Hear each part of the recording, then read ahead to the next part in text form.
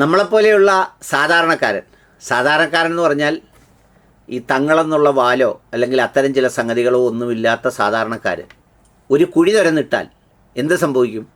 ആ കുഴിയിൽ ചിലപ്പോൾ ഓർക്കാതെ രാത്രി തറാവീഹ് നിസ്കരിച്ചിട്ട് വരുമ്പോൾ നമ്മൾ തന്നെ വീഴും.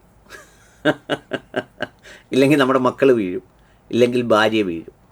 ഇനി ആ കുഴി തുരന്നിട്ട് നമ്മളതിൽ കട്ടയോ കല്ലോ കൊണ്ട് സൈഡൊക്കെ കെട്ടിവെച്ചാൽ കാണുന്ന ആളുകൾ ചോദിക്കും, അതെന്താ സെപ്റ്റിക് ടാങ്ക് മാറുന്നു എന്ന് ചോദിക്കും.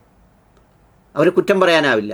കാരണം അങ്ങനെ കല്ല് കെട്ടി അത് പൊക്കി വച്ചാൽ പിന്നെ നമുക്കുണ്ടാകുന്ന ഉപയോഗമെന്ന് പറയുന്നത് അതിനെ സെപ്റ്റിക് ടാങ്ക് ആക്കാനേ കൊള്ളാവൂ. പിന്നെ ഇപ്പോഴത്തെ കാലത്ത് അക്വേറിയമൊക്കെ ഉണ്ടാക്കുന്നുണ്ട്. അത് പക്ഷേ ഭൂമിക്കടിയിലോട്ട് ഇങ്ങനെ കെട്ടിവെച്ചൊന്നുമല്ല. അപ്പം ചുരുക്കത്തിൽ നമ്മളൊക്കെ ഇങ്ങനെ ചെയ്താൽ ഇതൊക്കെ പറ്റൂ. എന്നാൽ തങ്ങളിതൊക്കെ ചെയ്താൽ അങ്ങനെയല്ല. തങ്ങൾ ചെയ്താൽ കുഴിച്ചിട്ടൊരു കൊടിമരവും കെട്ടിവെച്ചാൽ അതിനകത്ത് കാശ് വീഴും. കഴിഞ്ഞ ദിവസം എൻ്റെ ഒരു സുഹൃത്ത്, ഒരു ഫ്രൂട്ട്സ് വ്യാപാരി, അദ്ദേഹം ഒരു കഥ പറഞ്ഞപ്പോൾ പറഞ്ഞു, പണ്ട് അദ്ദേഹത്തിൻ്റെ ഒരു ഉമ്മ പറയുമായിരുന്നത്രേ, അയ്യോടാ പേഴ്സ് കളഞ്ഞുപോയി. ആ കളഞ്ഞുപോയ പേഴ്സ് ആർക്ക് കിട്ടിയാലും വേണ്ടിയില്ല, മുസ്ലിയാക്കന്മാർക്ക് കിട്ടല്ലേ. അപ്പോൾ എന്താ ഉമ്മ എന്ന് ചോദിക്കുമ്പോൾ പറയുന്നത്, അല്ല അവരതെടുത്ത് ചിലവാക്കിയാലും അവർക്കത് ഏക്കാതിരിക്കാനുള്ള മറുമരുന്നറിയാവും. ഞാനങ്ങ് ചിരിച്ചുപോയി. ഇത് പറയുമ്പോൾ സാത്വികരായ, ജീവിതത്തിൽ പ്രയാസം അനുഭവിക്കുന്ന നല്ല മനുഷ്യരായ മുസ്ലിയാക്കന്മാരെ, ഉസ്താദുമാരെയാണ് പറയുന്നതെന്ന് വിചാരിക്കരുത്.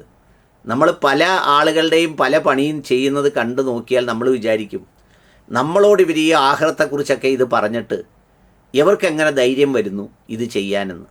അപ്പോഴാണ് എനിക്ക് ഇന്നലെ ആ സുഹൃത്ത് പറഞ്ഞ ആ ഉദാഹരണം എനിക്ക് ഓർമ്മ വന്നത്. എന്താ, ഈ അവരുടെ കയ്യിൽ കിട്ടിയാൽ അവർക്കതിനുള്ള മറുമരുന്ന് അറിയാമെന്ന് പറഞ്ഞതുപോലെ ഇത്തരം പ്രവൃത്തികൾ ചെയ്യുന്നതിന് എന്തെങ്കിലും മറുമരുന്നുണ്ടോ എന്നുള്ള കാര്യം പ്രത്യേകം നോക്കണം. ഏതായാലും ആറ്റപ്പൂക്കോയ തങ്ങൾ ഈ പറഞ്ഞതുപോലെ ഒരു കുഴി തുരന്നിട്ടു, അതിനകത്തൊരു കൊടിമരവും വെച്ചു. നോക്കൂ, അതിൽ കൊണ്ടിട്ടിരിക്കുന്ന കാശിൻ്റെ കണക്ക് കണ്ടോ? പണ്ട് ഈ ആറ്റപ്പൂക്കോയ തങ്ങൾ ഓട്ടോ ഓടിച്ചപ്പോഴോ അല്ലെങ്കിൽ ഗൾഫിൽ വെയിൽ കൊണ്ട് പണിയെടുക്കാൻ പോയപ്പോഴോ വല്ലോ ഇതുപോലെ കിട്ടിയിട്ടുണ്ടോ? ഇതിപ്പോൾ തങ്ങളായതോടുകൂടി രക്ഷപ്പെട്ടില്ലേ. ഈ കുറേ ആളുകൾ വന്ന് എൻ്റെ ഈ വീഡിയോയുടെ താഴെ വന്ന് എഴുതും, നിങ്ങൾക്ക് എന്തായാലും കാശ് കിട്ടണം, നൊയമ്പായാലും കാശ് കിട്ടണം. എന്തേ പറയുന്നത്? ഞാൻ ഈ പണി അല്ലെങ്കിൽ ഇതുപോലുള്ള സംഗതിയൊക്കെ ആയിട്ടിരുന്ന് വെറുതെ പരസ്യവും ഇല്ലാതെ ഒന്നുമില്ലാതെ ഈ ജോലി ചെയ്യുന്നവർക്ക് ശമ്പളം അങ്ങോട്ട് കിട്ടാതെ പോലും ഇരിക്കുന്ന ഒരു കാലത്ത് ഈ പറയുന്നത് പോലെ ഒരു തങ്ങളോ അല്ലെങ്കിൽ എന്തെങ്കിലും ഒരു സംഗതി ആക്കിയാൽ പോരെ. എൻ്റെ അനിൽ മുഹമ്മദ് എന്നുള്ള പേര് പോലും അങ്ങോട്ട് മാറ്റിയിട്ട് മുഹമ്മദ് പൂസിരി പൂരാരി തങ്ങളെന്നോ വല്ലോ ആക്കിയാൽ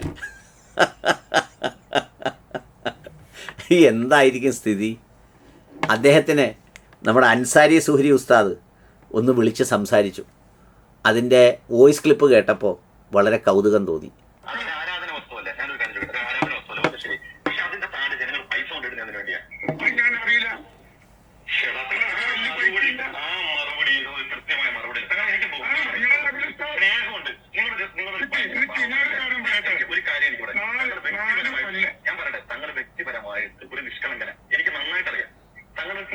തങ്ങളല്ല, തങ്ങൾ കുഞ്ഞെന്ന് വിളി. സമൂഹത്തെ അത് നമ്മൾ കച്ചവടമാക്കരുത്. വളരെ അത് കച്ചവടമാക്കരുത്. നമ്മൾ ജനങ്ങൾക്ക് ഈ കൊടിമരത്തിന്റെ താഴെയൊക്കെ പൈസ കൊണ്ടിടുന്നത് എന്ത് പുണ്യമാണ്. ഈ ഒരു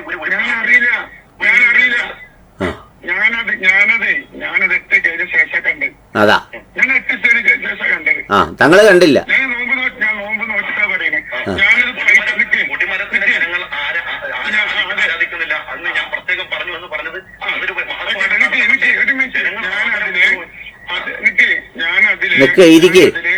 ആരോടും പൈസ ഞാൻ പറഞ്ഞിട്ടില്ല. അതിനിപ്പോ ഞങ്ങൾ മറ്റുള്ള മണല് നടക്കാൻ നിൽക്കാണ്.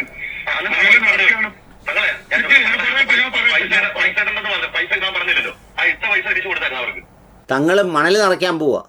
മണൽ നിറയ്ക്കുന്നത് എന്തിനാ? ഇല്ലെങ്കിൽ ഈ ബോധമില്ലാത്ത ഈ ജാഹിലീങ്ങളായ ഈ കൗമ്, ഇതിൽ നല്ലൊരു ശതമാനവും സ്ത്രീകളാണ്. ഈ ഭർത്താക്കന്മാർ കുറച്ച് ഗൾഫിൽ നിന്ന് കഷ്ടപ്പെട്ട് അയച്ചു കൊടുക്കുന്ന കാശും നാട്ടിലുള്ള കാശും എല്ലാം ഈ അന്ധവിശ്വാസവും അനാചാരത്തിലും മുഴുവൻ വിശ്വസിച്ച് കൊണ്ടുവന്ന് ഇതുപോലെയുള്ള തങ്ങൾ കുഞ്ഞുമാർക്ക് ഇട്ടുകൊടുക്കുക. അപ്പോൾ നാട്ടുകാർ കാശ് കൊണ്ട് ഇത് മൂടാതിരിക്കാൻ തങ്ങളും മണ്ണിട്ട് മൂടാൻ പോവുക. ബാക്കി കേട്ടോ. ഓക്കെ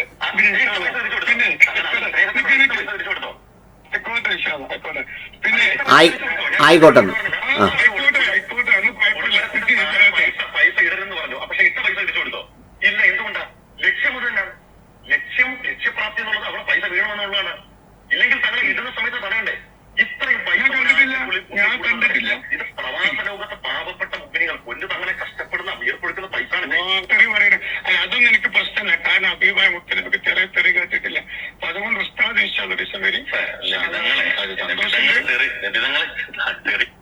പല ആളുകളും വരും.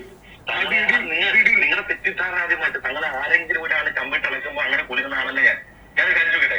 ഈ കാലം അത്രയും സോഷ്യൽ മീഡിയ ഞാൻ ഒരു 2 കൊല്ലത്തിനടുത്തേ ഉള്ളൂ. ഈ കാലം അത്രയും തങ്ങളുടെ വീഡിയോ ഞാൻ സോഷ്യൽ മീഡിയയിൽ ഈ സജീവമായിട്ട് 2 കൊല്ലം 2.5 കൊല്ലമായിട്ട് സജീവമായിട്ട് കാണുന്ന ഒരാളാണ്. പലതും കാണുന്നുണ്ട്, പലതും കേൾക്കുന്നുണ്ട്. പക്ഷേ 3 കൊല്ലം മുമ്പുള്ള വീഡിയോ കിട്ടി.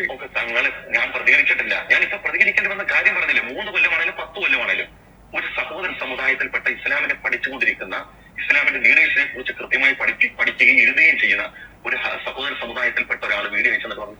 എന്താണ് ഉസ്താദ് ഈ മതത്തിന്റെ കേരളത്തിലെ അവസ്ഥ എന്ന് പറയുമ്പോൾ ഞാൻ അതിനോട് പ്രതികരിക്കണ്ടേ? എന്റെ മനസ്സിൽ സ്വാഭാവികമായി വൈകാരികത ഉണ്ടാവില്ലേ? എന്റെ മതത്തെ അവഹേളിക്കുന്നതിനോട് വൈകാരികത ഉണ്ടാവില്ലേ? അല്ല പൊന്നു തങ്ങളെ, എനിക്ക് നിങ്ങളോട് ദേഷ്യമൊന്നുമില്ല. നിങ്ങൾ രണ്ടാമത്തെ കാര്യം, നിങ്ങൾ തങ്ങളെന്ന നിരക്ക് എന്നോട് ദേഷ്യപ്പെട്ടാൽ ഞാൻ തിരിച്ച് ദേഷ്യപ്പെടത്തില്ലേ? പക്ഷെ വേറെ ഞാൻ മറുപടി പറഞ്ഞു. ഇതാണ് തങ്ങൾ കുഞ്ഞാണ്, തങ്ങളല്ല തങ്ങൾ കുഞ്ഞ്. തങ്ങൾ കുഞ്ഞിനെയാണ് എല്ലാവരും കൂടെ തങ്ങളാക്കിയിരിക്കുന്നത്. എന്നിട്ട് വിളിക്കുകയാണ്. പുള്ളിയെ വിളിക്കുന്നത് എന്തിനാണെന്നറിയാമോ? പുള്ളിയൊന്ന് വരി നിങ്ങളൊന്ന് വരി എന്ന് പറയുന്നത് എന്തിനാണെന്നറിയോ?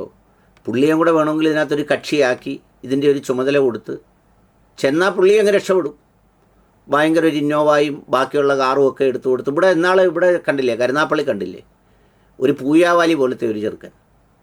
അവന് ഇവിടെ ഇരുന്നുകൊണ്ട് റസൂലുള്ള വന്ന് ഏതാണ്ടൊക്കെ തന്ന് 25 ഏക്കർ വാങ്ങിച്ചു തരുമെന്ന് വന്ന് എന്നെ ആരും തുടരുത് എന്നൊക്കെ പറഞ്ഞുകൊണ്ട് ഒരു പ്രഭാഷണം നടത്തിയപ്പോഴത്തേക്ക് കണ്ടില്ലേ, ഏതോ ഒരു ഊള കൊണ്ട് എന്ന് ഉടനെ തന്നെ അവൻ്റെ ഇന്നോവ അള്ളാഹു അക്ബർ എന്നും പറഞ്ഞ് അങ്ങ് കൊടുത്തേച്ച് നടക്കുക. എന്നിട്ട് തങ്ങൾ പറഞ്ഞത് എന്താ? റസൂലുള്ളായെ എല്ലാവരും ചീത്ത വിളിച്ചിട്ടില്ലേ?